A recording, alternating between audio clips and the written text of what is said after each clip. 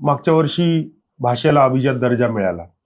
कुठेतरी साहित्य संमेलनांवरती काही लोक टीका करतात की खूप खर्च होतोय. साहित्य संमेलनांमध्ये राजकीय वाद तर पहिल्या दिवसापासूनच आहेत. तर एक साहित्यिक म्हणून तुम्ही या साहित्य संमेलनांकडे कसे बघता सर? नाही, मी खूप पॉझिटिव्ह आहे. एक बघा, मला मिलिंद जोशींनी बोलवलं पहिल्यांदा साहित्य संघामध्ये. एक चांगला पोरगा, एवढा विचारशील साहित्यात आहे आणि एवढे चांगले कामं करत आहे, वैचारिक भूमिका. खरं तर ही जाती अमुक आहे तमुक आहे असं बोलणं मला मान्य नाही. आपण माणसं आहोत, माणसं म्हणून प्रगती केली पाहिजे. अभिजात दर्जा देण्यासाठी मी साहित्य अकादमीचा कन्व्हेनर होतो, तेव्हा पण मी मागणी मी स्वतः करत होतो की मराठी एवढ्या वर्षाची आहे, ज्ञानेश्वरापासून ते तुकारामापर्यंत, आणि मग विश्वची माझी घरं म्हणणारे ज्ञानेश्वर अजून तुम्ही त्यांना मान्यता देत नाही, अभिजात दर्जा का देत नाही, अशी मागणी करत होतो. आणि ती मागणी मला वाटते उशिरा का असताना मिळाली. खरं तर भारत सरकारचा आम्ही अभिनंदन करतो की एक मराठी सारख्या एका हजारो वर्षापूर्वीचे भाषा ही खरं तर मुक्तीचं दालन आहे आणि त्याच्याबद्दल सन्मान सर्वांनी ठेवला पाहिजे. मराठी अखिल भारतीय मराठी जो संघ आहे तो चांगलं काम करतो. खरं तर द्वेष करणं, आता मी काल परवा एका त्याची मोठी बातमी झाली. मी म्हणालो किती वर्ष तुम्ही नावं ठेवणार की ब्राह्मण असा आहे आणि ती तसा आहे आणि ही असा आहे. अरे आता सोडून द्या ना, आता हजारो वर्ष झालं तेच करत बसायचं का? मी म्हणलं आम्हाला ब्राह्मण मारवाडी आमच्या भटक्या विमुक्ताच्या पालावर कधी मारायला येत नाही. मारायला कोण येतंय? हे गावगाड्यातले बहुजन समाजाचे लोक मारतात. मी म्हटलं कशाला नाव ठेवता, आता तरी आपण सुधारला पाहिजे. आणि मराठी भाषा ही एक चांगली भाषा आहे, हे एकमेकाला जोडणारी भाषा झाली पाहिजे. बरोबर. आणि जाती व्यवस्था ही आता फुले, शाहू, आंबेडकर या देशामध्ये होऊन गेले. नुसतं बोलण्यापुरतं न ठेवता ते आपण संघटित झालं पाहिजे, विचारशीलता झाला पाहिजे. ज्या मुख्या लोकांना कधी न्याय मिळाला नाही त्या भटक्या विमुक्तांच्या लोकांना न्याय देण्यासाठी सर्वांना पुढे आलं पाहिजे. आणि म्हणून भाषा ही भाषा आहे आणि ती संवादासाठी आहे, प्रगती करण्यासाठी आहे. म्हणून मला वाटतं अखिल भारतीय मराठी साहित्य संघाचं जे आता अधिवेशन होत आहे हे झालं पाहिजे. खर्च वगैरे काय, जेवणावळी ते तर असतंच. आता मी भारतामध्ये अनेक ठिकाणी आताच काल परवा विश्वरंग साहित्य संमेलनात जाऊन आलो. माझा मोठा बहुमान केला.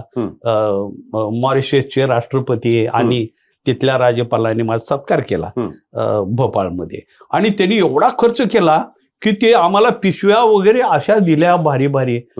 पुन्हा तिथून भुवनेश्वरला गेलो, तिथेही मोठं साहित्य संमेलन. म्हणजे तिथे एवढा सन्मान खर्च, 10,000 रुपये मला एक अर्धा तास बोलण्याचे दिले, विमानाचं तिकीट दिले. मग ती खर्च करतात तर मराठी भाषेने खर्च केला तर बिघडते कुठं? उलट सन्मान केला पाहिजे. साहित्यिक लोकांवर तुम्ही खर्च नाही करणार, कोणावर करणार आहात? नाही, म्हणजे आम्ही मागच्याच आठवड्यात मिलिंद जोशी साहेबांचा आणि त्यांच्या टीमचा पॉडकास्ट केला. त्यांचं पण म्हणणं हेच होतं की हा आपल्या मातृभाषेचा उत्सव आहे. 2 पैसे आपण खर्च केले तर काय चुकीचं आहे? साधी गावात जत्रा असते, आपण घरी रंग लावतो, सगळ्या घरच्या मंडळींना नवीन कपडे घेतो. तर हा तर आपल्या मातृभाषेचा, आपल्या मराठी भाषेचा उत्सव आहे, जागर आहे. 4 पैसे खर्च केले तर काही फरक पडत नाही, असं त्यांचंही मत होतं आणि तुमचंही मत तेच आहे. निश्चित. नाही, या निमित्तानं मी एवढं सांगेन की महाराष्ट्र सारख्या राज्यामध्ये साहित्याला मोठं तर्कतीत लक्ष्मण शास्त्री जोशी सारखे लोक महाराष्ट्रात झाले आणि त्यांनी अनेक लिखाण केलंय. आणि अशा मराठीला उंचावर घेऊन जायचं असेल तर पैशाला काय बघता?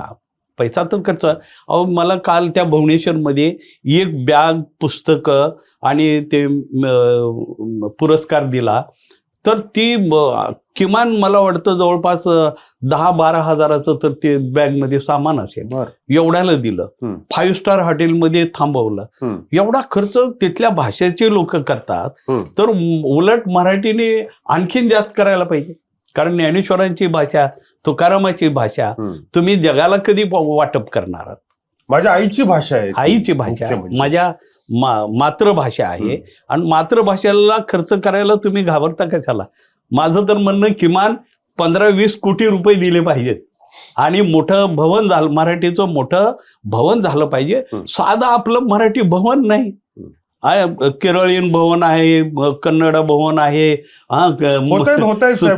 मराठी भाषा भवन पण होत आहे. नाही, उलट चांगलं झालं पाहिजे. तिथं अभ्यास करायला लेखकाला साधं झोपायला इथं जागा मिळत नाही आपल्या महाराष्ट्रात. कुठे एखादी स्थान नाही की साहित्यिक आला मुंबईत कुठं तर झोपला, असं नाही.